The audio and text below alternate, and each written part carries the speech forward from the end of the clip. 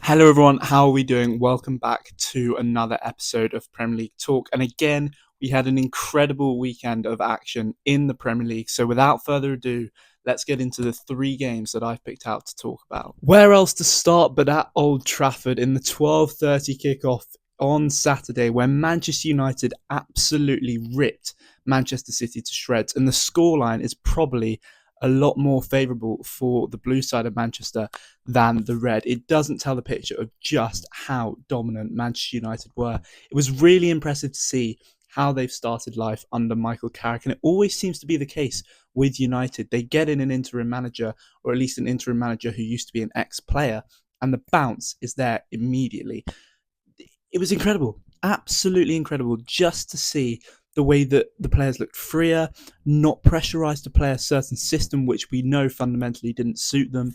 And Carrick had clearly just instilled a sense of belief. He came out and talked about the fact that he just asked the players to run, get back into position properly, and then when you go forward, show your class.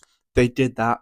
Bloomin' hell did they do that. They had the ball in the back of the net twice before they actually scored. I mean, they had 3 goals disallowed. The first 2 were offside, so was Mason Mounts, to be fair, in the final minute. But that could have got nasty for Man City. It really could. And United looked seriously, seriously threatening. And it's brilliant to see for them because, they have been in such a torrid time this season. It didn't work out under Amorim. Fletcher, it was a bit hit and miss, but what a performance from the boys under Carrick. And they'll take huge confidence from that moving towards the rest of the season. Don't forget, they are only a few points off top 4. I think they're only 1 point behind Liverpool now. Liverpool are in 4th and United are in 5th. So there's definite possibilities for them to be getting automatic Champions League places.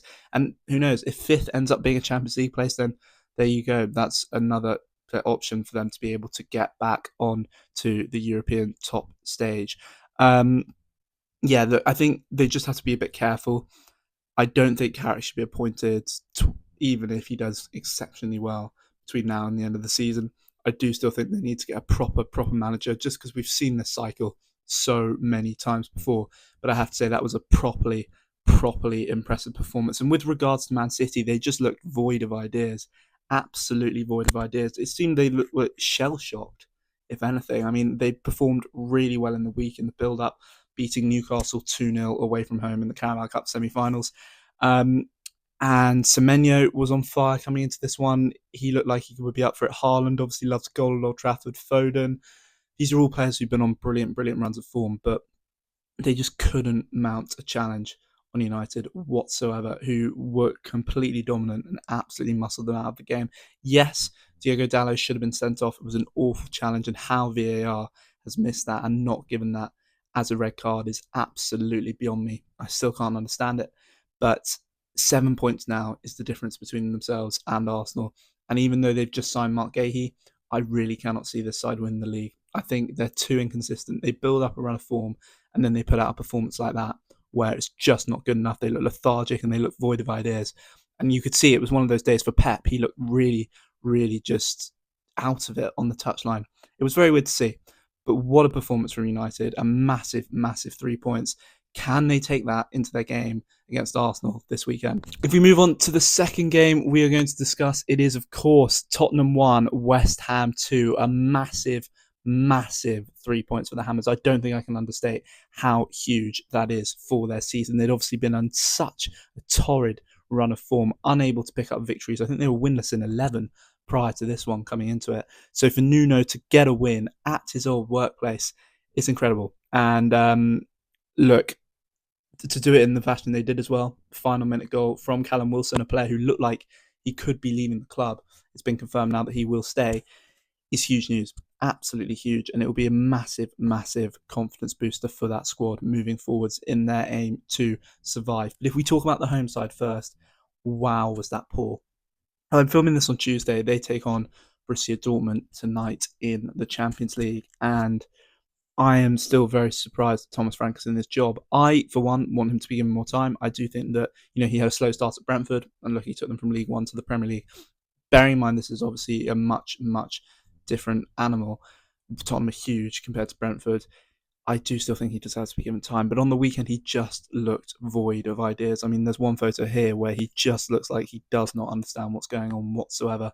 Um, Appreciate they have massive injuries at the moment. Still think they're without Kudus, Xavi Simons, Madison and Kulusevski obviously were out with long-term injuries.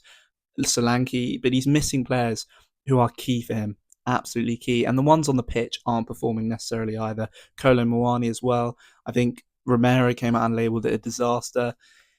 It just really was not great for Spurs. Really was not great. And although maybe the league position isn't as bad, I do feel it sort of feels worse than it did last season. And I'm sure Tottenham fans were testament to that. I don't think they're in danger of going down, but the fact they've only got 2 wins at home all season in that stadium, it's incredible.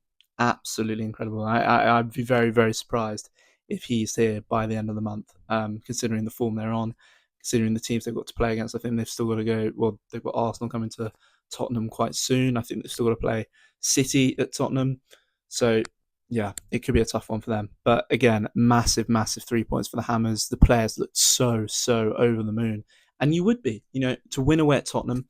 They've made quite a habit of that in recent years, but still, when they've been on such poor run of form, it's massive for them. It'll be very interesting to see how this result affects the rest of their season. And then the final game that I want to discuss is actually a bit more of a niche one. It's Liverpool 1, Burnley 1. Now, I could have gone with Chelsea against Brentford, but I think there's a bit more of a storyline going on here with Liverpool. If we look at the game itself, Florian Wirtz continues his great goal-scoring form. I mean, he's suddenly come out of nowhere and is scoring left, right and centre, and fair play to him. The price tag warrants it. He needs to get off the mark, and he has done, and now he can't seem to stop scoring. Before Marcus Edwards, obviously the former Tottenham youngster, Sporting Lisbon, scores for Burnley to equalise and pick up a very valuable point for them away from home. Again, they're in the same situation as Wolves, where I can't see them staying in the league. But it's a massive, massive confidence boost. To go to the home of the champions, to go to Anfield and not get beat, it's a very impressive feat. Liverpool, this is what I wanted to discuss. I think it's 12 games unbeaten now, but I still don't think anyone sits there and think, wow, look at Liverpool, 12 games unbeaten. It seems very slow, very lethargic. And I was listening to someone, I can't remember who it was yesterday. I feel like there's a lack of the urgency. They've gone from the fast-flowing, heavy metal football that we used to see under Klopp and the gegenpress to much more controlled, measured tempo. And I think the fans are struggling to get used to it. I really do. Arne Slot looks like a very, very lonely figure on the sideline. I'd be very surprised if he's still in his job next season. I mean, having said that, still in the Champions League, obviously, could go on a big run there. But if now Xabi Alonso is available as well, and they've got players like Wirtz and Frimpong who obviously blossomed so well under his system at Leverkusen, I would be very, very surprised if he does not get a crack at it at some point within the next 18 months. And 18 months might be a very, very large time frame, but we don't know. You generally don't know, because obviously Slot deserves to have some respect. He did obviously win the league with them in his first season, replacing Jurgen Klopp. But yeah, it's not convincing for Liverpool. And I still feel they're like one poor result away from a crisis. As I say, they've been closed down by Man United now, not really in touching distance of Villa and City above them. And they're very, very much in a fight to keep their place in the top 4. And I do think that if he doesn't get top 4 this season, that will be the straw that breaks the camel's back, because you can't go from being the champions, investing as much money as they did, bringing in the quality that they did, and then not finish in the Champions League places. So yes, very poor result for Liverpool, but a great result for Burnley in the grand scheme of things. So there we go. Another great week of Premier League action. Obviously, the Champions League returns midweek this week before we return to Premier League action next weekend. We look at the table now on screen. Arsenal lead the way still. Yes, they've had 2 draws in their past 2 games, but because of City and Villa slipping up, they remain 7 points clear at the top. City in second, Villa in third, Liverpool coming fourth, United up to fifth after that brilliant win against the Manchester rivals. Chelsea remain in sixth, the first win under Liam Rossini this weekend with a 2-0 win over Brentford. Brentford down to 7th, Newcastle down to 8th, drawing 0-0 with Wolves. Quite a poor performance from them. Sunderland up to 9th, getting their first win in 4 against Crystal Palace. Everton up to 10th, winning away at Villa Park. That was a massive, massive result for them. Fulham down to 11th, Brighton in 12th after a 1-1 draw with Bournemouth, which saw an absolute worldie from Costulas. Palace in 13th, still winless here, winless in their last 5. It's really not looking good, and it'll be very surprising to see how long Glasner has left. Spurs in 14th, Bournemouth in 15th, Leeds in 16th, a good win for them this weekend against Fulham. Nottingham Forest in 17th, a draw against Arsenal, not a bad point whatsoever. West Ham in 18th, breathing down the necks of Forest, 5 points behind, but it will still be a big ask for them to avoid the drop. Burnley in 19th, and then Wolves complete the Premier League table. So that is it for another episode of Premier League Talk then, everyone. Thank you very much for tuning in and watching. Let me know your thoughts on this weekend's Premier League action in the comments below, and I will see you next week.